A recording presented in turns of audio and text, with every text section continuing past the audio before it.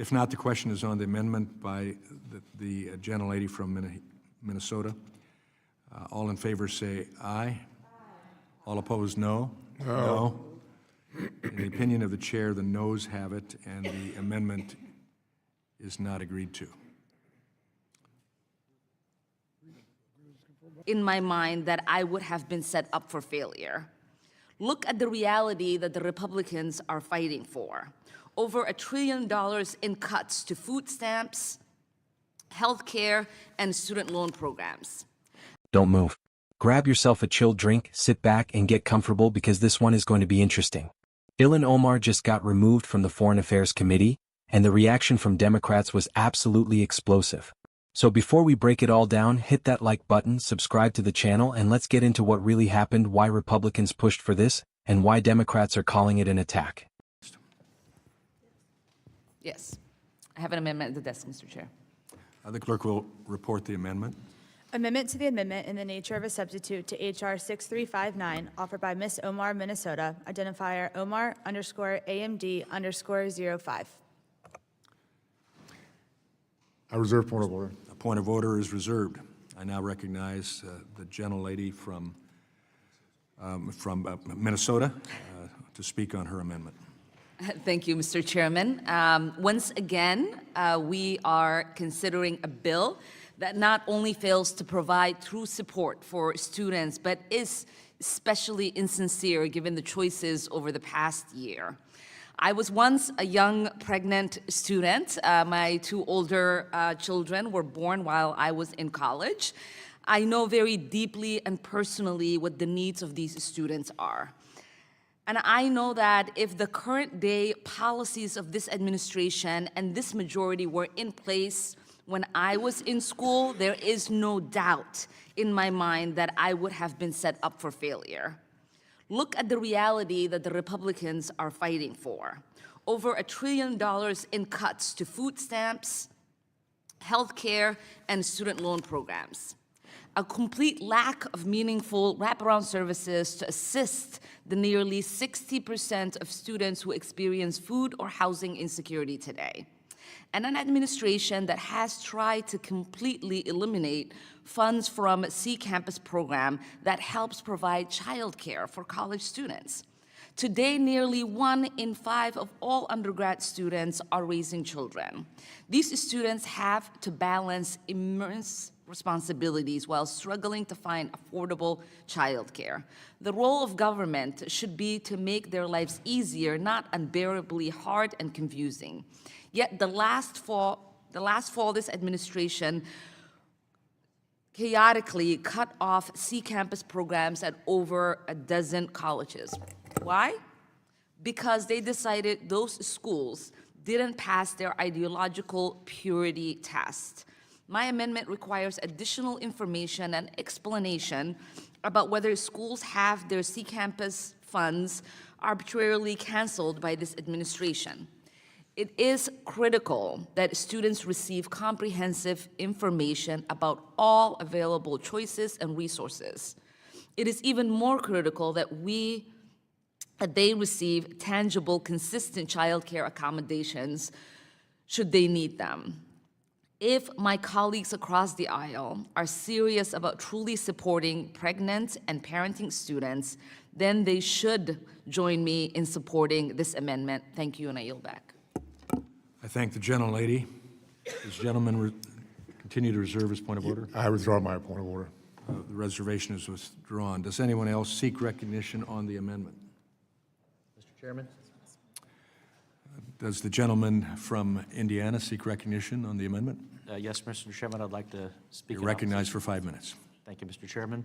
I appreciate my colleagues' highlight of the child care access means parents and school partnership, the C-Campus program, but I'm opposed to this amendment.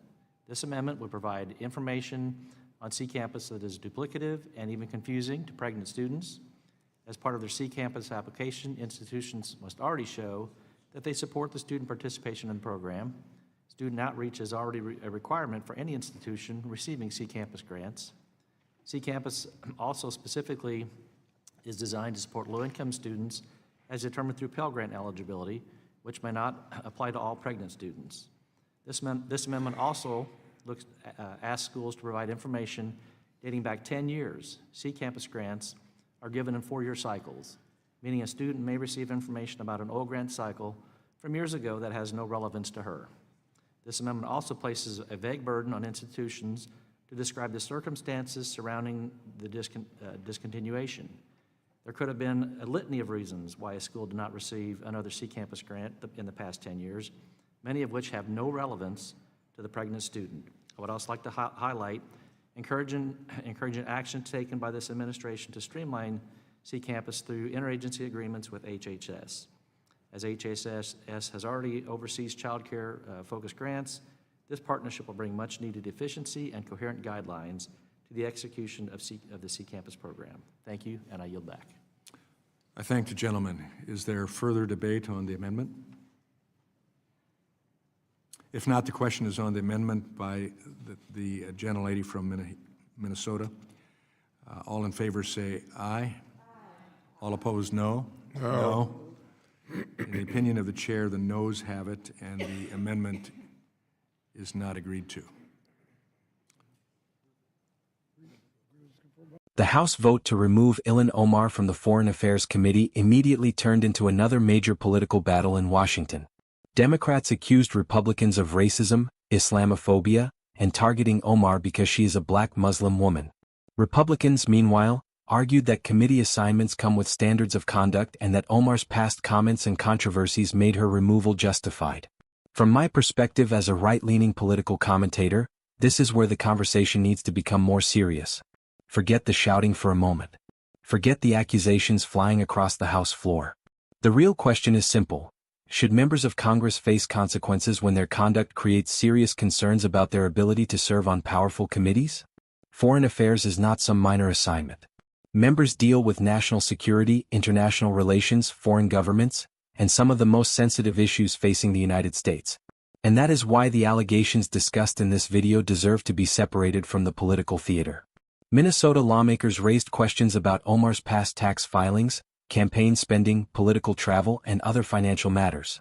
They requested that appropriate authorities investigate those allegations. And that distinction matters. An allegation is not a conviction. A request for an investigation is not proof of criminal wrongdoing.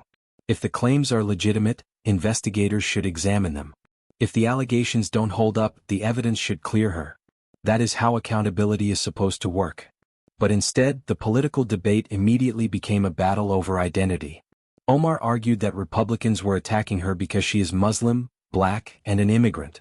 Other Democrats echoed those accusations and described the Republican effort as part of a broader campaign of racism and white supremacy.